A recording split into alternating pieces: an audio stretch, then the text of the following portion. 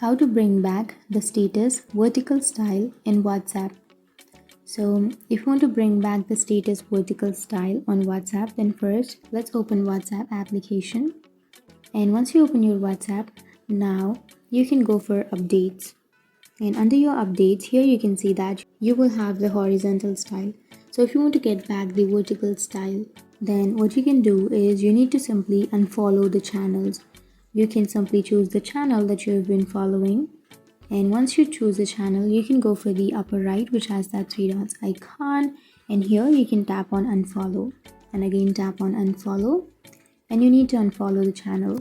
So once you've unfollowed the channels, now it will bring back the vertical style in your WhatsApp updates. So that's how you bring back the status vertical style in WhatsApp latest update. And if you have any questions, feel free to comment below. Thanks for watching.